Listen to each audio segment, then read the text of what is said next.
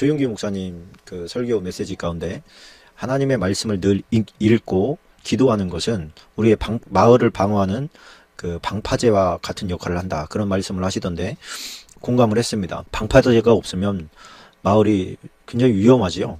파도의 높이에 따라서 마을이 한순간에 사라질 수도 있는 위험한 그런 지경이지만 방파제가 있으면 그것이 어떤 물길을 한번 막아주는 중요한 역할을 하기 때문에 마을이 좀 그래도 안전할 수 있습니다. 우리가 하나님의 말씀을 늘 읽고 기도하는 가운데 있다고 하는 것은 그래도 우리가 하나님의 보호를 계속해서 받을 수 있다는 것을 의미하는 것과 다르지 않습니다. 때를 얻든지 못 얻든지 복음을 말씀을 전하는 것과 동시에 우리는 또 말씀을 배우려고 애를 써야 될 줄로 믿습니다.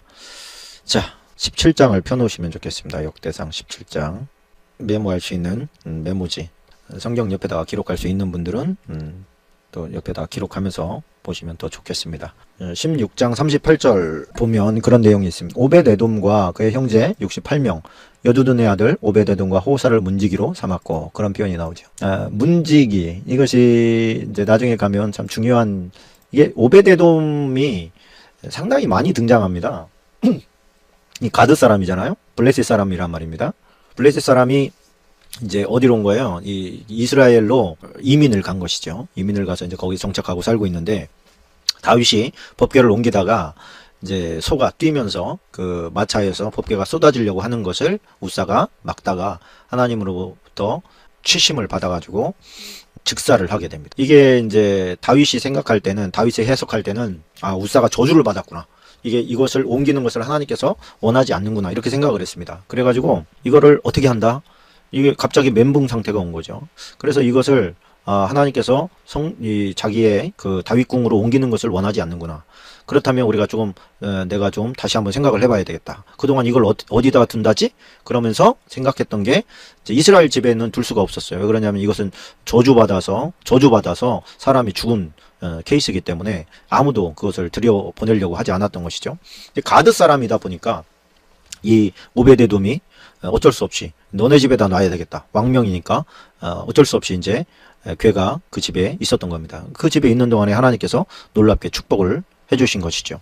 그 놀랍게 축복을 받는다는 얘기를 듣고 다윗이 그렇다면 이게 저주받은 그런 게 아닌가? 그렇다면 내가 어떻게 해야 될까? 그걸 다시 찾아와야 되겠다, 그런 생각을 한 것이죠. 그래서 그것을 다시 찾으러 가서 이제는 율법에 준한 어떤 행동 강령을 그대로 준행하면서 이제 옮겨오게 됩니다. 그 앞에서 막 찬양을 하게 하고 이렇게 악기들을 울리면서 그것을 옮겨오게 됩니다. 그러니까 법궤가 다윗성에 안치될 때에 모든 사람이 다 즐거워 있습니다. 행복하고 다윗은 춤추면서 하나님을 그렇게 좋아했지만은 참 마음이 씁쓸하고 왠지 좀 아쉬운 사람이 한 명 있었는데, 그게 누구겠어요? 그게 바로 이방인이었던 오벳에돔이었던 겁니다. 오벳에돔이 하나님의 괴가 자기 집에 있을 때에 그 채워졌던 그 충만감이 너무 그리웠던 거예요. 그러다 보니까 다윗에게 이제 요청을 한 것으로 봅니다. 다윗이요, 내가 하나님과 함께 있다 보니 하나님을 알게 됐습니다. 이 하나님께서 함께 하신다는 느낌이 뭔지 알 것 같습니다. 나 하나님을 떠나서는 살 수가 없을 것 같은데 내가 어떻게 하면 거기서 하나님의 괴를 보면서 살 수가 있겠습니까? 그때 이제 다윗이 그냥, 야, 이방인은 그런 거 안 돼, 그리고 내친 게 아니고, 야, 이방인은 그 괴를 가까이 할 수가 없어. 이스라엘 사람들도 가까이 할 수가 없어. 그 괴가 너네 집에 있었던 건 정말 특권 중에 특권이었고 일평생 그런 기회는 다시 오지 않을 거다. 그럼 어떻게 해야 됩니까? 네가 그 괴를 만약에 못 봐도 상관이 없다면, 네가 그 괴 가까이만 있어도 네가 만족한다면, 만족하지요. 나 그러기만 해도 만족하겠습니다. 그러면 내가 방법을 좀 강구해보마. 좋습니다. 어떤 방법을 강구하실 겁니까? 네가 법궤를 가까이 할 수도 없고 또 성전에 들어올 수도 없지만 이방인에게 최소한의 최고 가까운, 이방인이지만 그래도 최고 가까이 있을 수 있는 그 한계점이 뭐냐면 성전 문 경비병이에요. 성전 문 경비병. 그러니까 경비병은 안으로 들어올 필요는 없잖아요. 그러나 그 연동되어 하나님의 그 어떤 괴와 연동되어진 일을 한다는 것 자체에 엄청난 기쁨과 감사를 느꼈던 겁니다. 그거라도 줬사오니 나를 그거라도 좀 사용해 주시오. 이렇게 해가지고 그가 성전의 문지기로 봉사를 할 수 있게 되는 것이죠. 그것을 보면 우리가 비록 그 문지기 직분이었지만 그 문지기를 또 본인만 할 뿐이 아니라 그의 형제들 또 자식들 이 대를 이어가지고 그 문지기 사명을 감당하는 것을 우리가 보게 됩니다. 그런 걸 보면 요즘으로 치면은 뭐 예배당 경비쯤 되겠지요. 예배당 경비. 그래도 그것을 영광으로 알고 최선을 다해서 했는데 이 오베데돔이 얼마나 많이 성경에 나오는지 몰라요. 제가 설교할 때 오베데돔을 들어서 몇 번 설교한 기억이 있는데 하나님에 대한 그 열정이 하나님과 연결되어진 아주 작은 일이라 할지라도 그것에 따라가는. 그러니까 이 하나님께서 많은 복을 주셨으면 이제 그가 어떻겠습니까? 좀 먹고 살만 하지 않겠습니까? 그럼에도 불구하고 그런 문제가 아닌 거예요. 이거는 먹고 살고 뭐 누리고 더 많이 갖고 이런 문제가 아닌 거예요. 이거는 어떤 하나님 앞에서의 엄청난 그런 충만감, 희열 이런 걸 느꼈기 때문에 이제 다른 것으로는 어떻게 채울 수가 없는 거예요. 그러다 보니까 이제 하나님과 더 가까이 가려고 하는 그 이방인으로서의 한계점. 그게 이제 성전 문지기였다는 것이죠. 그런 열정을 하나님께서 너무 예쁘게 보셨던 것 같습니다. 그래서 이 오베데돔을 성경에 여러 군데서 나오게 하는 것을 우리가 보게 됩니다. 자, 이제 17장으로 넘어가겠습니다. 자, 17장에게는 이제 다윗이 이제 왕궁에 거할 때에 왕궁에 지금 뭐도 있어요. 자기 다윗 궁의 한쪽에 그 하나님의 궤도 있는데, 야, 이거 나는 이렇게 좋은 집에 있는데 우리 하나님께서 아니 이렇게 지금 메인이 아닌 조금 사이드에 있어서는 되겠냐. 내가 하나님의 집을 세워야 되겠다. 하나님을 위한 성전을 세워야 되겠다. 나단을 불러라. 그래가지고 나단을 부릅니다. 나단을 불렀더니 내가 이런저런 생각을 가지고 성전을 지을 생각을 합니다. 당신 생각은 어떻소? 그랬더니 좋은 생각이십니다. 그 좋은 일을 하는데 내가 반대할 이유가 뭐가 있겠습니까? 그랬더니 그러고 갔는데 하나님께서 나단에게 얘기하는 거예요. 야, 내가 언제 성전 지어달라 그랬냐? 왜 네 맘대로 얘기를 해? 가서 다윗아, 너는 나를 위해서 성전을 지을 수 없다고 얘기를 해라. 이렇게 얘기를 합니다. 선지자가 곧바로 가가지고 다윗이 하나님께서 당신이 성전 짓는 것을 원하지 않으십니다. 아니, 내가 한다는데 왜 원하지 않으신다는 거냐? 당신은 피를 너무 많이 흘렸습니다. 너무 많은 사람들을 죽였습니다. 그렇기 때문에 그 손으로 드리는 그 성전을 하나님께서 받기를 원하지 않는 것 같습니다. 이거 참 하나님께서 승리를 주셔서 내가 이 전쟁을 참 승리할 수 있었던 것인데 어떻게 내 손으로 지어드리고 싶은 것을 하나님께서 원하시지 않는다니 어쩔 수가 없구나. 하나님의 말씀은 진리시고 하나님의 말씀이 나의 주인이시니 내가 그 명령을 거역할 수 없다. 그렇다면 내가 할 수 있는 최대한이 무엇일까? 내 자식이 성전을 지을 때에 그 성전을 지을 수 있도록 모든 것을 내가 준비해야 되겠다. 이런 이제 귀한 마음을 갖는 것이죠. 그런데 하나님께서는 그 성전을 짓는다는 그 마음만 가지고도 그것이 진심이었기 때문에 이미 하나님께서 받은 걸로 하셨어요. 하나님께서 말씀하시는 거 보면 참 재밌습니다. 17장 7절에 보면 17장 7절을 한번 보십시다. 내 종 다윗에게 이처럼 말하라. 만군의 여호와께서 이처럼 말씀하시기를 내가 너를 목장 곧 양떼를 따라다니던 데에서 데려다가 내 백성 이스라엘의 주권자로 삼고 네가 어디로 가든지 내가 너와 함께 있어 내 모든 대적을 내 앞에서 멸하였은즉 세상에서 존귀한 자들의 이름 같은 이름을 내게 만들어 주리라. 자, 이게 하나님께서 다윗에게 지금 나단을 통해서 주신 메시지예요. 너는 뭐였느냐? 넌 목동이었다는 거예요. 너는 목동이었는데 하나님이 내가 너를 불러서 주권자를 삼았다. 그러니까 그 주권자를 삼음이 그 원인이 너에게 있지 않다. 너의 능력이 있지 않다. 너의 전술이나 전투력이 있지 않다. 나에게 있다. 이런 말씀을 주시는 겁니다.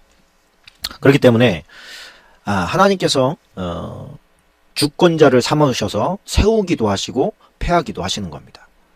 그 메인에 그 핵심에 하나님이 계신 것이지 부장님이 계시고 사장님이 계신 게 아니란 말이에요. 많은 어떤 사람들을 보면 자신의 주권을 자기의 상급자가 가지고 있다고 생각하는 경우가 많습니다. 사장님이 날 그만두라고 하면 나는 굶어 죽을 거야. 내가 이렇게 살다가 내가 잘리면 안 되지. 응? 내가 저 사람의 비율을 어떻게 해서든지 잘 맞춰야지. 이런 개념, 이런 생각이 그 사람을 망하게 하는 겁니다. 그 안에는 뭐가 없는 거예요? 하나님이 없는 거예요. 하나님에 대한 생각이 없어요. 그렇게 되면 하나님께서 그 사람의 인생을 책임지지 않는 것입니다. 그래서 우리의 눈동자는 늘 하나님만 보고 계셔야 되는 줄로 믿습니다. 그래서 하나님께서 그 다윗의 마음을 받으시고 그 다윗의 마음에 대한 보답, 그러니까 축복을 하나님께서 해주시는데 그게 이제 다윗 언약이라고 하는 거예요. 8절에 보니까 네가 어디로 가든지 내가 너와 함께 있어서 네 모든 대적을 내 앞에서 멸하였은즉 세상에서 존귀한 자들의 이름 같은 이름을 내게 만들어 주리라. 그러면서 이제 쭉 그 다윗 언약이 기록이 됩니다. 왜 다윗 언약이 중요하냐면 다윗은 일평생 이 다윗 언약에 기대서 살았습니다. 하나님의 말씀이 있으니 그 말씀은 반드시 이루어질 거다. 이런 믿음을 가지고 그 자식들이 반역을 일으키고 도망치고 뭐 이렇게 저렇게 하는 그 모든 와중 가운데 그 약속 하나는 반드시 믿고 있었습니다.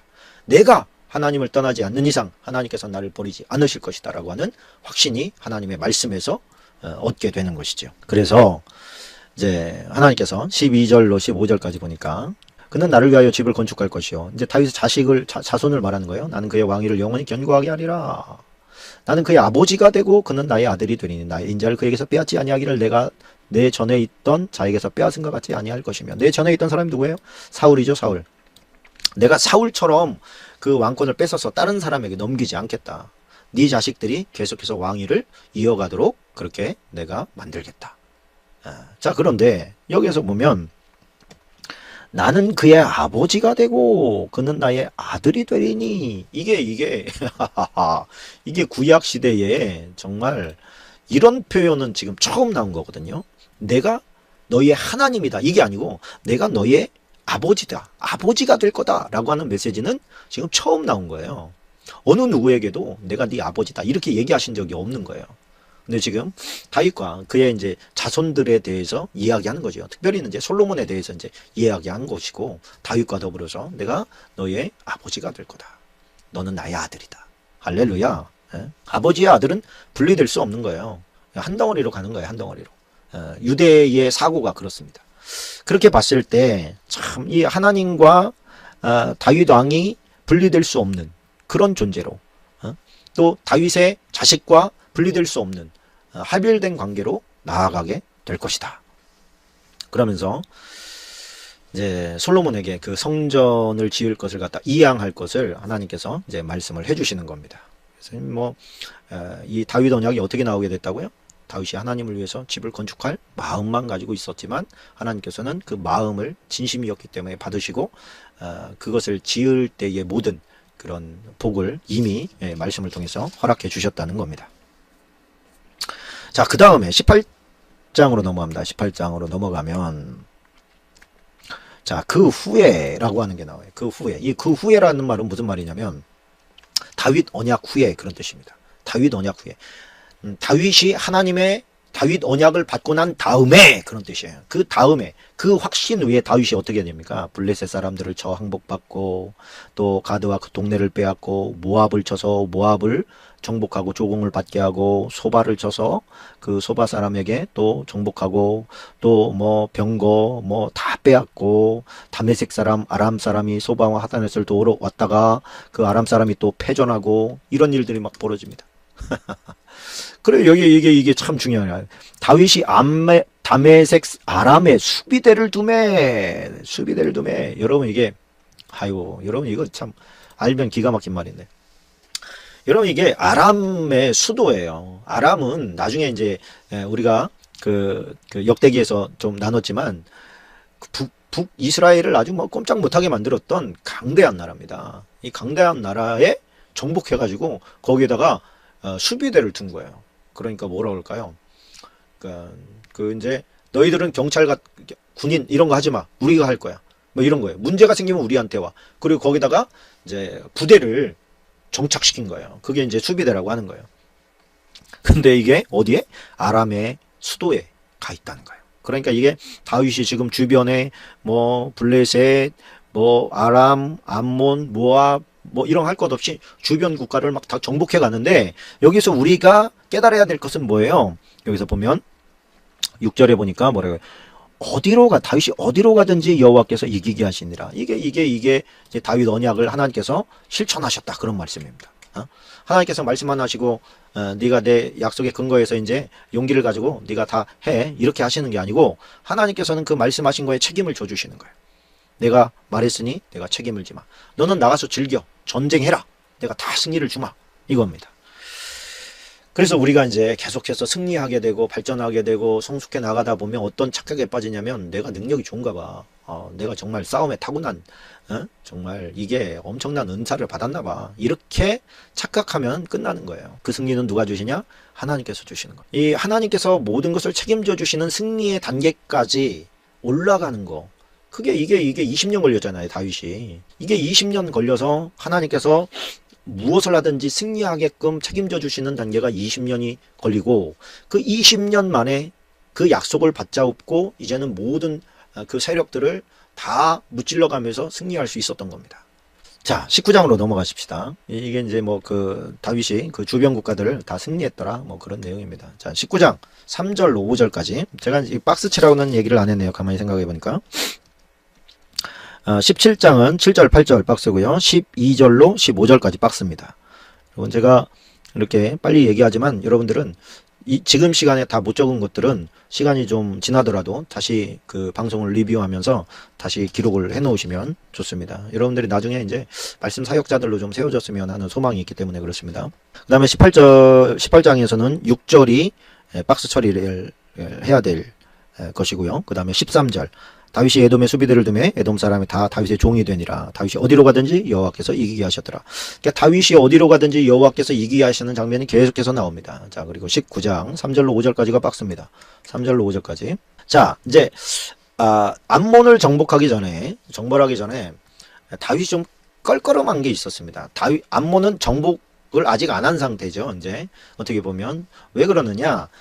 이제 사울에게 이제 그 누굽니까? 암몬의 왕 나하스는 사울과 전쟁을 해서 한번 패한 적이 있던 그런 왕인데 나하스가 누굽니까? 다윗이 그 이제 사울이 미쳤잖아요. 나중에 정신 이제 이상이 되는데 그렇게 이제 도망 다니는 것이 안쓰러워가지고 한번 숨겨준 걸로 봐요. 왜 다윗이 이렇게 그가 죽었을 때 사신들을 보내서 이렇게 조문을 하게 하느냐라고 봤을 때 뒤쪽을 이렇게 뒤져볼 때 다윗이 도망 다닐 때 이 나하스가 좀 도움을 준 것으로 그렇게 이제 신학자들이 해석을 합니다.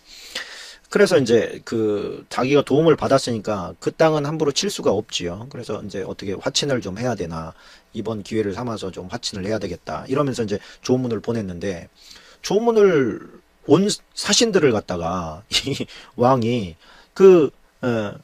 방백들 그러니까 이제 뭐라 그럴까요? 정치를 하는 그 어른들을 말하는 것이죠. 암몬 자손의 방백들이 한운에게 말하되 왕은 다윗이 조문사절을 보낸 것이 왕의 부친을 존경함인 줄로 여기시나이까? 그의 신하들이 왕에게 나온 것이 이 땅을 엿보고 정탐하여 전복시키고자 함이 아닙니까? 이렇게 조언을 한단 말이에요. 왜 이런 조언이 나왔냐면 지금 이스라엘은 막 사방으로 다 영토가 확장되고 있는데 지금 우리 땅만 지금 안 하고 있습니다. 다윗이 한번 은혜를 입었다 한들 우리를 그냥 두겠습니까? 우리를 빌미를 잡고 저 사람들이 이 땅을 한번 스파이 노릇을 하면서 훑고 간 다음에 정복을 해올 겁니다. 우리를 우롱한 것이죠. 이렇게 왕에게 조언을 했단 말입니다. 그러니까 왕은 그럴듯하잖아요. 그래, 아니 주변국을 다 정복해 나가는데 우리는 가만히 두겠어? 저것들이 이 땅을 정탐하려고 온 게 아니겠어? 이렇게 아버지와의 어떤 관계를 제대로 잘 파악을 못한 것이죠. 그리고 다윗의 성정도 제대로 파악을 하지 못한 겁니다. 그래가지고 어떻게 해요? 다윗의 신하들을 잡아 그들의 수염을 깎고 그의 의복을 볼기 중간까지 자르고 돌려보내매 그렇게 말한다. 이거는 뭐예요? 이게 죽인 것도 아니고 그렇게 하고서 아주 모욕을 준 다음에 돌려보낸 거예요. 이 사신이라고 하는 것은 왕명을 가지고 가는 것이기 때문에 왕의 전권대사와 같아요. 왕이 온 것과 같은 거예요. 근데 그 왕을 갖다가 완전히 모욕을 한 거예요. 근데 여기서 보면 수염을 깎고 다른 본문에 보면 수염을 반만 깎았대. 그러니까 이 수염을 반만 깎고요. 또 의복을 볼기 중간까지 이게 옛날 성경에는 중동 볼기까지 이렇게 돼 있어요.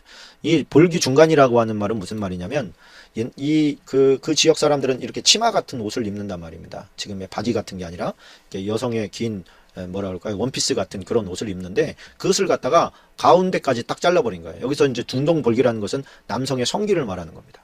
성기가 나올 만큼 딱 잘라버리고 엉덩이에 딱 걸쳐버린 거. 이 엉덩이와 성기가 이제 그 밑으로는 다 보이게 한 것이죠. 수염도 이렇게 긴데 가운데를 잘랐다기보다는 이쪽 한쪽 면을 잘라버린 거야. 이게 이제 어떤 의미를 두자면 겉과 속이 다른 놈, 뭐 이렇게 어떤 그런 어떤 은유적인 표현을 쓴 것이죠. 이렇게 반을 잘라버리고 만약에 이 하체를 또 이 남성의 성기를 다 보이면서 이렇게 걸어야 된다고 하면 크고색 조문 같던 사람들의 마음이 어떻겠습니까? 죽고 싶지 않겠어요? 수많은 사람들에게 구경거리로 만들어버리고 말이죠. 그러면서 돌려보내요. 그러면서 이 암몬의 왕은 전쟁 준비로 들어갑니다. 이런 모욕을 당하고 가만히 있지 않을 거다. 이렇게 생각을 한 거죠. 그래서 지금 다윗보다 훨씬 더 많은 엄청난 군대를 내가 사야 되겠다. 그래가지고 삽니다. 이제 6절에 이제 나오죠. 암몬 자손이 자기가 다윗에게 밉게 한 줄 안지라. 한운과 암몬 자손은 더불어 은 1000달란트를 아람 나하라임과 아람 마아가와 소바에게 보내 병거와 마병을 쌍류대 곧 병거 32,000대 마아가 왕과 그의 군대를 고용하였더니 그들이 와서 메드바 앞에 진침해 암몬 자손이 그 모든 성읍으로부터 모여 와서 싸우려 한지라. 다윗이 듣고 요압과 용사에 온 무리를 보냈더니 암몬 자손 나가서 성문 앞에 진을 치고 돌아온 여러 왕은 따로 들에 있더라. 자, 이게 뭐 당연히 승리하죠. 이제 승리해서 암몬까지 이제 다 차지를 하게 되는데, 이게 은혜를 좀 갚고자 하는 사람의 본심을 갖다가 완전히 무시한 거잖아요. 완전히 무시를 하다 보니까 당한 것이죠. 자, 그렇게 했을 때 우리가 생각해 봐야 될 게 있습니다. 우리가 그 장로들이 다윗이 우리를 정복하려고 왔지 무슨 뭐 진짜로 조문하려고 온 줄 아십니까? 이렇게 이제 조언할 때에 여러분들이 암몬의 왕이 되었다고 생각을 했을 때 과연 그 말이 진짜인지 가짜인지를 어떻게 알겠어요? 만약에 그들의 말이 진짜면 문제거든요. 스파이를 그냥 그들이 보고 뭐 한 것들을 그대로 돌려보낸다는 것은 얼마나 큰 모험입니까? 그러나 반면에 다윗이 진짜로 그랬다. 그랬다면 전쟁을 피할 수 없는 것이거든요. 전쟁을 하겠다는 마음을 갖고 지금 그런 모욕을 줘서 보낸 것이기 때문에 우리가 생각할 때 이 충직한 자의 조언이라 할지라도 다 맞는 것은 아니다. 그렇다면 우리가 할 수 있는 최선은 뭐예요? 하나님 앞에 가서 물어야죠. 회의만 하고 끝날 게 아니라 회의하기 전에 기도하고 또 회의 끝내고 난 다음에 기도하고 이런 엄청난 결정을 할 때는 얼마나 더 하나님 앞에 매달려야 되겠습니까? 물론 이 사람들은 하나님을 섬기던 사람이 아니에요. 그러나 우리가 이제 거기에서 교훈을 뽑아야 되는 것이죠. 교훈을 뽑자면 우리는 그럼 과연 기도하고 움직이는가? 나는 사람의 말보다 하나님의 말씀이나 또 하나님께서 나에게 주시는 그 뜻에 더 부합된 결정을 하고 있는가?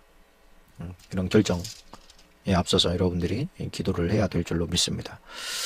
참, 뭐, 겉모르고 상대방에게 모욕을 줬던 그들은 오히려 이제 자신이 망하는 그런 지름길에 들어서게 되고 맙니다. 정복의 빌미가 된 것이죠. 자, 20장으로 넘어갑니다. 20장 1절로 3절까지 박스입니다. 자, 해가 바뀌어 왕들이 출전할 때가 되면 요압이 그 군대를 거들고 나와서 암몬 자손의 땅을 격파하고 들어가 라빠를 에워싸고 다윗은 예루살렘에 그대로 있더니 요압이 라빠를 쳐서 함락시키며 다윗이 그 왕의 머리에서 보석 있는 왕관을 빼앗아 중량을 달아보니 금 1달란트라. 그들이 왕관을 자기 머리에 쓰니라. 다윗이 또 그 성에서 노력한 물건을 부수기 내려오고. 자, 여기에 보면은 우리가 이제 한번 생각해 봐야 될 게 금 1달란트라는 거예요. 금 1달란트. 우리가 뭐 달란트 비유에서 많이 이제 들어봤겠습니다만은 이 1달란트라는 것은 34kg를 말하는 거거든요. 금 34kg를 여러분 요즘에 20kg 쌀 있잖아요. 그거 한 2배만한 걸 40kg 정도 되는 쌀을 머리에 이고 다닐 수 있습니까? 그러니까 이제 그 학자들마다 조금 생각을 달리 하는데 이게 이제 뭐라 그럴까요? 암몬의 어떤 그 밀곰이라고 하죠. 뭐 자식 잡아 바치고 막 바쳤던 그 신의 머리에 씌어졌던 왕관일 것이다. 왕이 어떻게 뭐 그 36kg나 되는 무게를 머리에 이고 다니겠냐. 뭐 그렇게 이제 보고 있습니다. 그래서 이제 이거는 다윗이 잠깐 썼더라도 잠깐 썼겠지요. 그것이 상징하는 바가 있기 때문에 그렇습니다. 적의 머리에 썼던 왕관을 내가 쓴다는 것은 정복자를 의미하거든요. 완벽한 정복을 상징하는 겁니다. 그래서 암몬을 완전히 끝장냈더라. 그리고서 그들을 다 잡아서 종로로 잡아버려. 뭐 어려운 일들, 뭐 톱질이고 뭐 썰해질이고 돌 자르고 뭐 이런 일들을 하는 그런 사람들로 삼았다. 그게 이제 20장 초반이고, 두 번째는 이제 블레셋과 전쟁을 또 하다가 블레셋에 거인족들이 있었죠. 거인족의 대표가 누구였습니까? 골리앗. 예. 골리앗은 다윗이 이제 죽이고, 그 다음에 이제 오늘 나오는 십베라고 하는 사람은 십부게가 죽이고, 또 라음이라고 하는 사람은 엘하난이라는 또 다윗의 장수, 부하 장수가 죽이고, 또 뭐 손가락 발가락이 6개씩 있었던 이 육발이는 요나단이라고 하는 시므아의 아들이 죽여서 이제 거인족들이 다 죽었다, 뭐 이렇게 봅니다. 이제 다른 본문에 가면 무명의 한 사람도 또 나오는데, 이게 이제 그 다윗이 그 골리앗을 죽일 때 돌 5개를 들잖아요. 이 5개가 뭐냐면, 골리앗이 맨 앞에 있고 그 뒤에 거인들이 4명이 그 뒤에 부하들을 이끌고, 그러니까 중대등처럼 딱 서 있는 거죠. 그러니까 다윗은 이제 저 골리앗 한 놈만 죽이는 게 아니라 그 뒤에 있는 4놈까지 다 죽이려고 그랬다, 이렇게 이제 해석을 하는 사람들이 있습니다. 제가 보기에도 그런 것들이 아닐까. 한 번 던졌을 때 실패하면 두 번째 던지려고 5개를 골랐던 것은 아닌 것 같다, 그렇게 해석을 하고 싶지요. 일리도 있는 것 같고, 그렇게 아름답게 잘 세워져 갈 때 이제 다윗이 약간 나이가 좀 들었을 때 사단이 대적을 하는 것이 나옵니다. 그게 이제 21장입니다. 사단이 일어나 이스라엘을 대적하고 다윗을 충동하여 이스라엘을 계수하게 하니라. 사단이 분명하게, 사탄이 이렇게 말합니다. 사탄은 잘 되어가는 꼴을 못 보는 족속이다. 사탄은 잘 되어가는 걸 못 봐요. 여러분이 만약에 뭔가 잘 되어가고 또 행복하고 신앙생활 잘하면서, 신앙생활 잘했더니 하나님과 관계가 좋았더니 하나님께서 나를 형통하게 하시는데 사업도 잘 되고 자식도 잘 크고 건강하고 부부관계도 좋고 인간관계도 좋더라, 그럴 때는요 더 많이 기도해야 됩니다. 왜? 사단이 꼭 장난질을 쳐요. 행복한 거를 못 보는 놈이거든요, 이놈은 특징이. 그래서 정말 더 많이 기도해야 돼요. 수시로 기도해야 되고. 그렇지 않으면 이게 다윗처럼 또 이놈의 장난질에 넘어가게 되는 것을 우리가 봅니다. 교회도요, 문제만 있을 때 기도하고 잘 되어갈 때 기도하지 않으면 꼭 힘든 문제에 봉착하게 됩니다. 이게 사단의 전략이거든요. 하여튼 잘 되는 꼴을 못 보니까. 그래서 우리는 선한 일들을 할 때 오히려 더 많이 대적 기도를 하고 방패 기도도 하고 그래야 되는 것이죠. 21장은 6절, 7절, 8절이 빡습니다. 요압이 왕의 명령을 마땅치 않게 여겨. 무슨 명령을 마땅치 않게 여긴 거예요? 다윗이, 야, 너 우리나라 인구가 총 얼마나 되는지 가서 확인 좀 해와라 그랬더니 요압이 왜 이것을 마땅치 않게 여겼는지에 대해서는 말하지 않고 있어요. 그러나 그가 레위와 베냐민 사람은 계수하지 않고 나머지 사람만 계수합니다. 그런데 이제 우리가 열왕기를 봤을 때는 거기에 다윗이 인구조사한 그 자체를 하나님께서 노엽게 보셨다, 이렇게 나오고, 역대상에서 오늘 우리가 읽은 말씀은 요압이 왕의 명령을 마땅치 않게 여겨서 레위와 베냐민 사람을 계수하지 않았기 때문에 하나님이 이 일을, 계수하지 않은 일을 크게 여기사 이스라엘을 치신 걸로 그렇게 또 묘사가 되어 있습니다. 자, 그렇다면 뭐가 문제냐? 뭐 원인자야 인구 조사를 하는데 했기 때문에 뭐 요압이 뭐 제대로 조사를 안 했기 때문에 재앙이 됐다고도 할 수가 있겠지요. 그러나 왕으로서 인구 조사는 그거는 악한 것이 아닙니다. 하나님께서도 인구 조사를 민수기에 보면 2번이나 시키거든요. 그 출애굽해서 처음에 한번 시키시고 마지막에 출애굽 끝나갈 무렵에 또 한번 하나님께서 시키신단 말입니다. 그렇게 되면 인구조사 자체는 죄가 아니라고 볼 수 있죠. 그래서 이제 혹자는 신학자들 가운데 다윗의 이 인구조사의 의도가 안 좋았을 것이다. 군사의 수를 파악하는 거거든요. 결국 어린 나이와 여자는 뺀 나머지만 파악을 하기 때문에 그건 군인의 숫자라 다름이 없어요. 다윗이 군사력을 의지하는 마음으로 인구조사를 시켰기 때문에 하나님께서 진노하신 것이다. 그렇게 봐도 무리는 없습니다. 저는 2가지를 다 취합니다. 어떤 건지 몰라요. 2가지를 다 얘기하고 있기 때문에. 그럴 때는 우리가 2가지를 다 받는 게 좋습니다. 첫 번째로 다윗이 하나님보다 자기의 군사력을 의지하려고 하는 마음은 하나님께서 그를 다 이스라엘에 네가 계수했던 그 많은 사람들 없애려면 내가 한꺼번에도 없앨 수 있다. 너는 사람을 의지해서는 안 된다. 이 인구조사 때문에 7만 명이 전염병으로 죽거든요.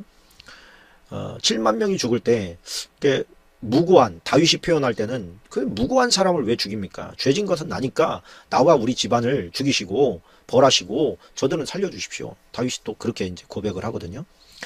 근데 세상에 죄 없는 사람이 누가 있어요? 무고한 사람이 누가 있습니까? 하나님께서는 무고한 사람을 그렇게 죽이실 수가 없어요. 하나님의 성품은. 우리가 생각할 때 하나님께서 막 여러 번 진노하시잖아요. 출애굽기에 보면 광야에서 많은 사람들이 죽어나가지만 의로운 사람을 하나님께서 데려가시는 일은 없어요. 의로운 사람을 가인이 뭐 아벨을 쳐 죽였다든지 이렇게 하는 경우에는 있지만 하나님께서 너는 의롭기 때문에 내가 데려가야 되겠다. 죽여서 데려가야겠다. 이렇게 하신 적은 없다는 거예요. 그러니까 죽음에는 늘 거기에 부합되는 죄가 있었겠구나. 이렇게 우리가 한번 추정을 해볼 수가 있죠. 그러나 다윗은 그 모든 책임을 자기에게 전가시킵니다. 하나님, 내 잘못입니다. 내가 잘못했잖아요. 내 잘못입니다. 그러니 나를 벌하시고 저들은 풀어주십시오. 그렇게 이제 하나님 앞에서 자기를 고발합니다. 그러니까 많은 사람들은 책임 전가를 하지요. 아담 때부터 시작해서 막 책임 전가를 하는데 다윗은 그 책임을 자기에게 돌려요. 모세는 그 책임을 자기에게 돌려요. 이게 하나님 앞에서 엄청난 성숙을 이룬 사람과 미성숙한 사람의 차이입니다. 미성숙한 사람은 타인에게 죄를 돌리고 성숙한 사람은 자신이 그 책임을 떠안는 것이죠. 그 모습에 하나님께서 축복을 해주신 거라고 저는 봅니다. 그게 이제 17절에 이제 자세하게 나옵니다. 21장 17절입니다. 하나님께 아뢰되 명령하여 백성을 계수하게 한 자가 내가 아니니까 범죄하고 악을 행한 자는 나입니다. 이 양떼는 무엇을 했습니까? 청하건대 나의 하나님 여호와여 주의 손으로 나와 내 아버지 집을 치시고 주의 백성에게 재앙을 내리지 마옵소서. 참 이게 참 리더자의 마음이 아닐까. 리더자가 가져야 될 마음이 아닐까 그런 생각을 합니다. 그렇게 기도할 때 하나님께서 이제 천사를 명해서 그만해라 이제 그렇게 하고 이제 예루살렘을 향해서 딱 가려고 이제 예루살렘을 멸하기 위해서 가려고 하는 천사가 하나님의 명령에 의해서 그 공중에 딱 서 있습니다. 공중에 이렇게 봤더니 천사가 저희 공중에서 서 있는 거예요. 긴 칼을 차고. 그 모습을 보고 다윗이 얼른 오르난한테 야, 너 이 땅을 나에게 팔고 여기서 제사를 드릴 수 있게 해라. 그래야 우리의 어떤 그 전염병이 멈춘다. 그랬더니 아유 얼마든지 하십시오. 내가 다 드리겠습니다. 소도 드리겠습니다. 재물도 드릴게요. 그랬더니 아니다. 내가 값없이는 하지 않겠다. 그러면서 거기에 대한 대가를 치릅니다. 그 값을 다 치릅니다. 그리고 그곳에서 하나님 앞에 제사를 지냅니다.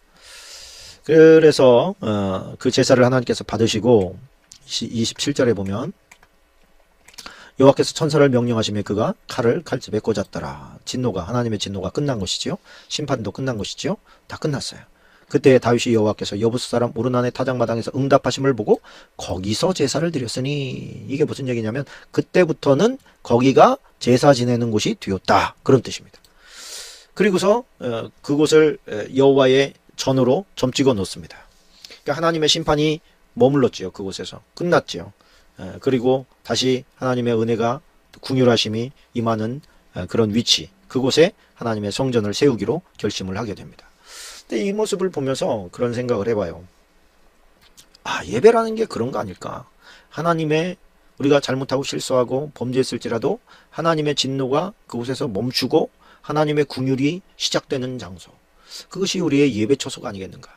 우리가 하나님 앞에 예배하는 그 자리가 우리에 대한 진노하심이 멈추고 사단의 어떤 계략도 끝나고 하나님의 은혜가 시작되는 것.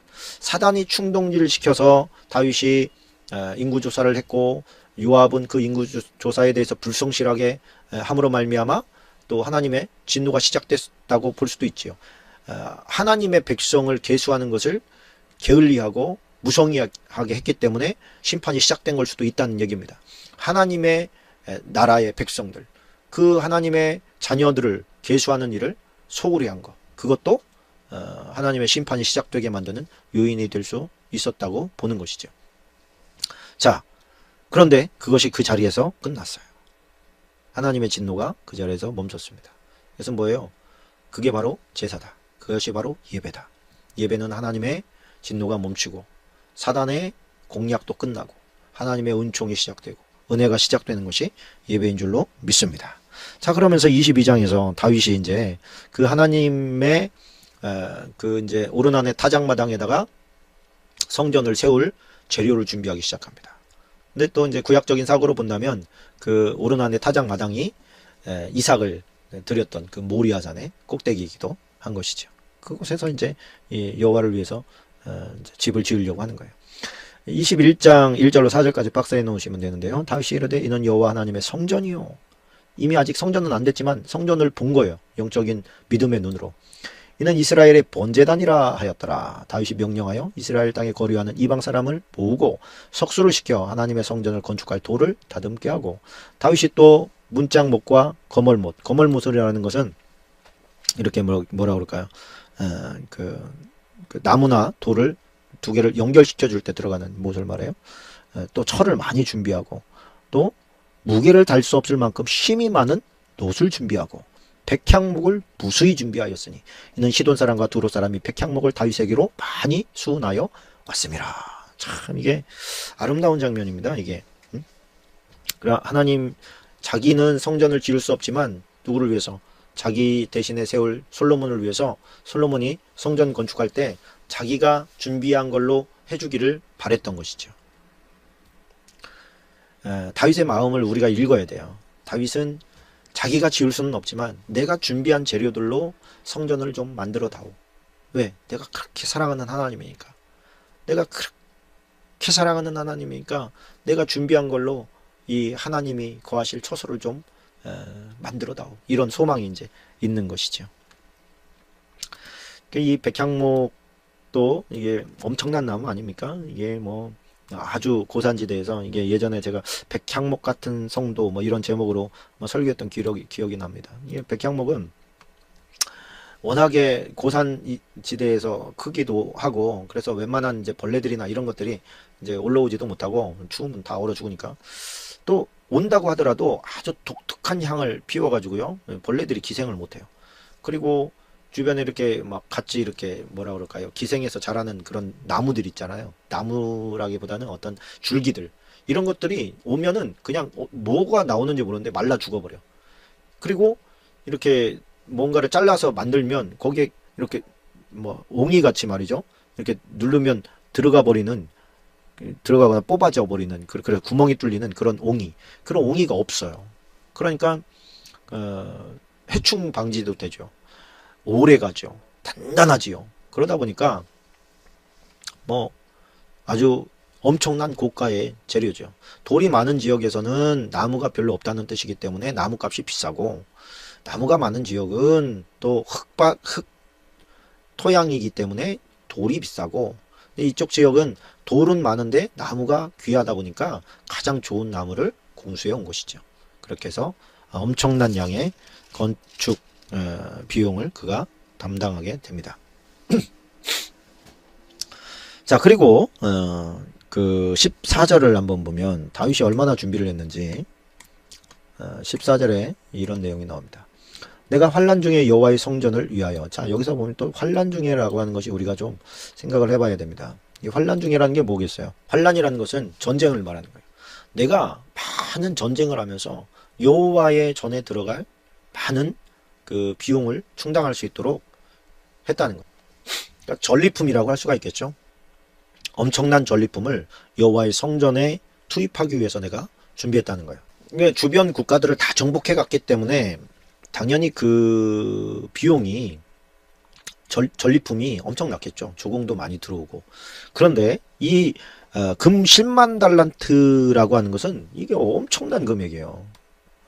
금 10만 달란트, 은 100만 달란트, 놋과 철, 무게를 달 수 없을 만큼 힘이 많이 준비했다. 이게 뭐를 위해서? 여호와의 성전을 위해서. 근데 뭐라 그래요? 솔로몬아, 너는 이것에 더해라. 이렇게 말한다. 근데 이게 다윗이 이제 준비한 이 금액이 이게 안 와닿죠? 그래서 제가 조금 이걸 설명을 해드리려고 그래요. 일단 금 10만 달란트는 여러분 얼마나 될 것 같습니까? 제가 한번 이걸 날 잡아서 한번 계산을 해봤더니요. 금 10만 달란트는 몇 톤이냐면 3,750톤입니다. 금 3,750톤. 요즘 금값이 막 더 비싸죠. 네. 3,750톤이면 금액은 60조 정도 됩니다. 60조. 60조. 그리고 은, 노, 철, 이거 합치면요, 100조는 너건이 넘는 거예요. 그 당시에. BC 1000년에 살던 사람이 100조를 준비했다. 예를 들어서 100조만 한다고 하더라도 100조를 준비했다. 성전 건축을 위해서. 이거는요, 주변 국가의 모든 금덩이, 뭐 은덩이 이런 것들을 막 싹 끌어모은 거예요. 끌어모으고 자기 재산 있었겠습니까? 여기에 다 들였으면 그냥 올인 한 거예요. 올인 다 들였습니다. 다 들였고요. 그것이 성전 건축에 잘 쓰여지기를 바랬어요. 이게 얼마나 대단한 금액이냐면 솔로몬이 제일 잘 나갈 때, 솔로몬 제일 잘 나갈 때 1년 세금이 666달란트예요. 666달란트. 그런데 다윗이 지금 혼자 준비한 게 10만 달란트란. 솔로몬 1년 예산의 150배 정도를. 근데 이 솔로몬이 성전 건축에 올인하지 않습니다. 사실 뒤로 가보면요, 솔로몬이 일부만 가지고 그것을 여호와의 전을 짓는데 7년 정도 짓고 자기 왕궁을 짓는데 13년 정도를 쓴단 말이에요. 그 모습을 보면서 우리가 느끼는 게 뭡니까? 아버지만한 아들이 없구나, 이런 생각이 들죠. 믿음이 플러스 알파 돼서 가야 되는데, 이게 성경 역사를 봤을 때 아버지보다 아들이 믿음이 더 좋았다, 이런 경우가 거의 없는 거예요. 이게 좀 유전되어서 넘어갔더라면 얼마나 좋았을까 하는 아쉬움이 있습니다. 자, 그리고 23장에 가보면 25장까지만 나갑시다. 자, 23장 1절로 2절. 다윗이 나이 많아 늙음에 아들 솔로몬을 이스라엘 왕으로 삼고, 지금 진도가 굉장히 빨리 나가고 있죠. 이스라엘 모든 방백과 제사장과 레위 사람들을 모았더라. 레위 사람은 30세 이상으로 계수하니 모든 남자의 수가 38,000명인데, 그러면서 이제 쭉 나갑니다. 요거는 제가 좀 설명을 하고 넘어가겠습니다. 일단 박스 처리만 하시는데 1절과 2절 박스 처리하시고요, 13절을 박스 처리하시면 돼요. 자, 일단은 왕권이 이제는 다윗에게서 솔로몬에게 넘어갔다, 그런 얘기를 하고 있는 것이고, 다윗이 죽기 전에 앞으로 해야 될 직무들을 이제 알려주는데, 두 가지 큰 직무를 다윗이 합니다. 그건 뭐냐면 제사장들의 질서를 세우는 것, 그리고 찬양대의 질서를 세우는 것이에요. 이 제사장의 반차라고 하죠. 반차 순서 24 순서를 만듭니다. 여기에 보면 그 5절에 보면 이런 내용이 나와. 4,000명은 문지기요, 4,000명은 그가 여호와께 찬송 드리기 위하여 만든 악기로 찬송하는 자들이라. 그러면서 다윗이 레위의 아들들을 게르손과 그앗과 무라리에 따라 각각 각 반으로 나누었더라, 이렇게 나옵니다. 자, 이 게르손과 그앗과 무라리 나왔죠? 이 그앗에게서 누가 성전에 4,000명이 돌아가면서 경비도 하고 찬양도 드리고 막 이렇게 성전이 돌아갔다는 얘기예요. 자, 그런데 13절에 보면 여기서 조금 우리가 신경을 쓰고 넘어가야 될 게 나옵니다. 13절에 보면 아므람의 아들은 아론과 모세이니 아론은 그 자손들과 함께 구별되어 몸을 성결하게 하여 영원토록 심히 거룩한 자가 되어 여호와 앞에 분향하고 섬기며 영원토록 그 이름을 축복하게 되었느니라. 성경의 특징입니다. 성경의 특징. 하나님께서는 그 자신을 성별한 사람, 거룩하게 구별한 사람, 죄에 오염시키지 않는 사람들을 오래 사용하시고, 그러나 중간에 변질되거나 타락하거나 정신머리가 썩어버리거나 이렇게 된 사람들은 그냥 영락없이 버려버리세요. 경고를 몇 차례 보내시지만 끝까지 이게 죄에 한번 오염돼 버리면 죄에 오염됐다가 돌아오기가 너무 어렵습니다. 하나님께서 특별히 은혜를 막 왕창 쏟아 부어 주셔도 돌아오기가 쉽지 않은 게 한번 죄악의 오염에 자기를 노출시킨 사람들이에요. 자신의 몸과 마음을 거룩하게 구별시켜 놓으면 하나님의 말씀과 기도하면서 예배 중심에 또 하나님과 기도하는 교제의 삶에 집중한 사람은 하나님께서 오래 사용합니다. 연단이 있다 할지라도 이겨낼 힘을 주십니다. 그리고서 그 과정을 잘 이겨나가게 하시고 그 다음에 아름답게 사용하시는 거예요. 그런데 아무리 큰 직분을 받았다 할지라도 그 몸을 더럽히고 몸을 성결케 하지 않으면 멸망시켜버립니다. 그래서 우리가 고린도전서 3장 16절 17절에 보면 너희가 하나님의 성전인 것과 하나님의 성령이 너희 안에 거하시는 것을 너희가 알지 못하느냐. 하나님의 성전은 거룩하니 너희도 그러하니라. 누구든지 하나님의 성전을 더럽히면 하나님이 그 사람을 멸하시리라. 하나님의 성전은 거룩하니 너희도 그러하니라. 순서가 바뀌었습니다. 하나님께서 우리 안에 계시면 우리가 하나님의 성전이라는 거예요. 성령께서 우리 안에 계시기 때문에 우리는 하나님의 성전인데, 하나님의 성전은 거룩하고 하나님의 성전은 거룩한데 그 성전을 갖다가 더럽히면 하나님께서 그를 멸해버리신다는 거예요. 하나님의 성전이 거룩하니 너희도 거룩해야 된다. 그러니까 하나님 앞에서 우리가 거룩하게 살아야 될 부담, 책임, 또 헌신된 그런 구별된 삶을 살아야 됩니다. 그러려면 어떻게 되냐면 우리의 시각으로 보는 것과 우리의 귀로 듣는 것을 조심해야 됩니다. 이 세상은 너무나도 많은 그 덫이 있어요. 그 덫이. 사단이 숨겨놓은 덫들입니다. 사단이 우리가 인터넷을 하나를 보더라도 마우스가 가지 말아야 할 곳을 찍는 경우가 얼마나 많습니까? 이 손을 잘라버리든지 그래서 영벌에 처하지 지옥에 가지 않는 것이 한쪽 팔로 두 손 다 가지고 천국 가는 것보다 낫지 않겠습니까? 그거를 예를 들어서 음란한 것을 한번 찍는 순간에 우리의 눈이 범죄하게 되고 우리의 귀가 범죄하게 돼요. 그것을 통해서 우리의 마음속이 오염되게 됩니다. 이게 바로 성전을 더럽히는 짓이에요. 하나님께서 멸하시죠. 그래서 우리가 볼 수 있지요. 볼 수 있으나 안 하는 게 그게 거룩이에요. 그게 구별되는 거예요. 볼 수 있다고, 남들 없다고, 남들 보지 않는다고, 내가 다 할 수 있다고 생각하면 오산이고 하나님께서 멸하실 수밖에 없습니다. 만약에 지금까지 그렇게 살았다 할지라도 지금부터는 그렇게 살면 안 됩니다. 어떻게 하면 그러면 그렇게 안 살 수 있느냐? 기도하셔야 됩니다. 특별히 그런 분들은 하나님 앞에 방언을 달라고 기도하세요. 방언을 달라고 기도하시고 계속해서 방언으로 기도하십시오. 일하면서 기도하시고 차 타고 가면서도 기도하시고 또 혼자 있을 때 기도하시고 공부할 때 기도해야 할 수 있어요. 방언은 참 특별합니다. 그래서 내가 방언을 하면서 공부를 하는데 머릿속에서는 공부가 들어갈 수 있다는 얘기예요. 이 방언은 우리들의 의지와 상관이 없어요. 우리의 의지는 뭐냐면 내 입술을 들이는 것 뿐이에요. 내 생각은 생각으로 눈을 통해서 공부 그대로 할 수 있어요.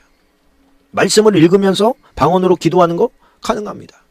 여러분들이 방언을 알아듣나요? 못 알아들어요. 그건 성령께서 우리를 대신해서 탄식하면서 내가 정말 필요한, 그리고 내 안에 지저분하고 쓰레기더미고 시궁창 같은 더러운 것들을 끌어내는 그 진짜 기도를 하는, 그게 바로 방언이에요. 깨끗해야 하나님을 본다고 하지 않았습니까? 우리는 스스로가 그것을 거룩하게 할 힘이 없다고 우리 스스로 고백해야 돼요. 그래서 성령님 나를 도와주십시오. 계속 하나님 앞에 매달려서 기도하다 보면 하나님께서 하십니다. 하나님께서 해결하시고 생각이 안 나야 되는 거 아닙니까? 근데 그거 들여다보면서 말이죠. 만약에 들여다보면서 하나님 생각나지 않게 해주세요. 바보 같은 짓이죠. 본 것, 들은 것, 이것이 우리에게 저장되어지고 마음에 심겨지게 되고 떠오르게 되고 하는 것인데, 요즘 젊은이들이 너무 많이 무너져 갑니다. 너무 많이 실족합니다. 크리스천 젊은이들도 마찬가지입니다.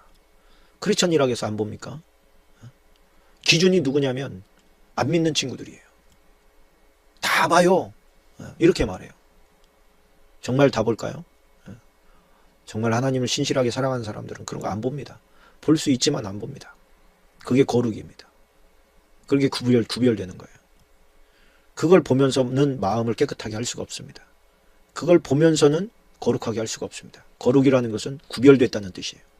다 하는데 안 하는 노아 같은 사람, 다 범죄하고 타락하는데 그거 안 하는, 또 하라고 뭐 왜 할 말이 없겠어요. 하나님 다 하는데요, 나는 왜 하면 안 돼요? 이렇게 따질 수 있지만 안 하잖아요. 그래서 그는 구원받잖아요. 여러분, 남들 다 하니까 나도 한다면 그 사람들 멸망받을 때 여러분도 받는 거예요. 나는 그러지 않겠다 믿으시고, 남들이 다 거짓말하고 사소한 거짓말이라 할지라도 하나님께서는 사소하게 안 봐요. 사소한 거짓말도 하면 안 돼요. 그렇게 해서 하나님께서 보실 때 너 참 애쓴다 이런 인정을 받아야 됩니다. 그러니까 완벽하지는 못하다 할지라도 애쓰는 모습은 보여야 돼요. 성령님께 늘 기도하면서 간구하면서 나아가게 되면 하나님께서 우리를 도와주실 줄로 믿습니다. 자, 24장과 25장은 할 말이 참 많은 장인데요. 제가 좀 간단하게 넘어가겠습니다. 간단하게 넘어가는데, 여러분들이 생각해, 박스 처리합시다. 24장 1절과 2절. 24장 1절과 2절입니다. 여기 보면, 아론 자손의 계열들이 이러하니라. 아론의 아들들은 나답과 아비후와 엘르아살과 이다말이라. 그렇게 돼 있어요. 자, 여기서 보니까 나답과 아비후는 예전에 죽지요. 그죠? 그들의 아버지보다 먼저 죽었어요. 누가? 나답과 아비후가. 왜? 다른 불들이다가 술 먹고 나서 야, 뭐 향불 사르는데 아무거나 드리면 어떠냐. 그래가지고 아무을 불이나 들이다가 하나님으로부터 징계를 받아서 죽습니다. 그리고 이제 엘르아살과 이다말, 이제 셋째와 넷째가 이 아론의 그 직분을 계속해서 이제 해 나가는 거예요. 그래서 엘르아살과 이다말이 있는데 이 엘르아살과 이다말의 계보, 이 두 사람이 아론의 다 자손이니까 이 사람 두 사람들의 자손도 다 제사 직분을 이제 이어받았을 거 아닙니까? 이 사람들을 쭉 계수해 봤더니 엘르아살의 자손 중에 우두머리가 이다말의 자손보다 많았어요. 그래서 엘르아살은 16명, 이다말은 8명이에요. 그래서 몇 개? 24개. 그러니까 24개의 집안이 뭐라 그럴까요? 이 집안이라기보다는 가문이 돌아가면서 순차적으로 제사 직분을 하게 했다는 거예요. 이게 보니까 그 제사 직분을 하는 해는 그 제사장들이 그 굉장히 영광스럽게 생각을 한답니다. 마음을 정결하게 하고 그 전부터 성전으로 가서 그 하나님께 서비스 드리기 전부터 이미 그 마음과 몸을 정결하게 하고 깨끗하게 하고 흠없이 하고 자기의 생각까지도 오염시키지 않으려고 조심조심하면서 그렇게 성전에 교대가 돼서 들어가서 그 안에서 열심히 또 하나님을 섬기고 온 마음 다해서 섬기는 그 자체를 너무너무 영광스럽게 생각했다는 거예요. 그리고 또 교대하고. 그래서 이제 신약시대에 가보면 그 누굽니까? 그 세례 요한이 나오지 않습니까? 그 세례 요한 보면 누가복음 1장 15절에 보면 이런 말씀이 있어요. 유다 헤롯 왕 때에 아비야 반열에 제사장 한 사람이 있으니 이름은 사가랴요. 그의 아내의 이름은 그 아내는 아론의 자손이 그 이름은 엘리사벳이라. 그런 말씀이 나오잖아요. 10절을 보십시다. 10절에 보니까 뭐라고 나와요? 일곱째는 학고스요. 여덟째는 아비야요. 요 아비야의 반열이 세례 요한의 반열인 거예요. 그러니까 그렇게 24 반열이 돌아가면서 제사를 지냈더라. 그 다음에 25장으로 넘어가면 1절로 3절까지가 박스인데요. 여기에 보면 아까 이제 다윗이 한 일 중에 두 개가 제사장 반열을 세웠고 찬양대 반열을 세웠어요. 이 찬양대 반열과 제사장 반열을 세웠어요.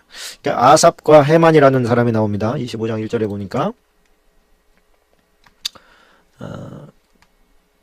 아삽과 헤만과 여두둔의 자손 중에서 구별하여 섬기게 하되 수금과 빗바와 재금을 잡아 신령한 노래를 하게 하였으니 그 직무대로 일하는 자의 수요는 이러하니라. 그러면서 쭉 그 수요가 나옵니다. 그 다음에 그 31절에 가보면 31절 가봅시다. 자, 24째는 로맘디에셀이니 그의 아들과 형제가 12명이었더라. 이 사람들은 24 반열. 그러니까 24 반열도 역시 똑같이 제사장도 24, 그 다음에 찬양대도 24. 찬양대도 24조가 이제 돌아가면서 하나님의 성전에서 찬양하는 역할을 한 거예요. 그러니까 요즘으로 치면 교회에 가서 예배할 때에 그 음악을 틀어놓지 않습니까? 찬양이 늘 흘러나게 하지 않습니까? 그거 같은 역할을 한 거예요. 그들이 여호와의 궁에 전에 거하면서 그곳에서 그 안으로는 못 들어가지만 함께 하나님을 찬양하는 찬양의 예배를 계속해서 올려드린 것이죠. 이게 다윗의 마음이라고 할 수가 있겠지요. 놀라운 일입니다. 참. 그래서 다윗처럼 하나님의 사랑을 받는 이유가 있는 거죠. 놀랍게 받는 것이죠. 놀랍게. 자, 오늘 여기까지 하겠습니다. 다음 목요일날 26장 들어가도록 하겠습니다. 마음 같으면 다 해버리고 싶지만 조금 일찍 끝내겠습니다. 주님 고맙습니다. 오늘 또 하나님의 말씀을 배우면서 사람마다 여러 사람의 어떤 교훈들이 들어가 있겠지만 다윗의 마음을 본받기를 원합니다. 전심을 다해서 하나님을 사랑하는 마음, 그 무엇도 주님과 바꾸지 않으려고 하는 그의 결심, 그런 것들이 아버지께 잘 전달되어서 하나님께서 너무 아름답게 사용하는 다윗이 된 줄로 믿습니다. 우리도 그런 사람들 되게 해 주옵소서. 우리에게도 성령님 보내주셨으니 성령님 의지하면서 그렇게 거룩하고 흠없이 우리 자신을 정결케 하며 하나님 앞에 오래도록 쓰임받게 하여 주옵소서. 예수님의 이름으로 기도하옵나이다. 아멘. 예, 늦은 밤 여러분들 말씀 공부하시느라고 고생하셨습니다. 목요일 날 뵙도록 하겠습니다.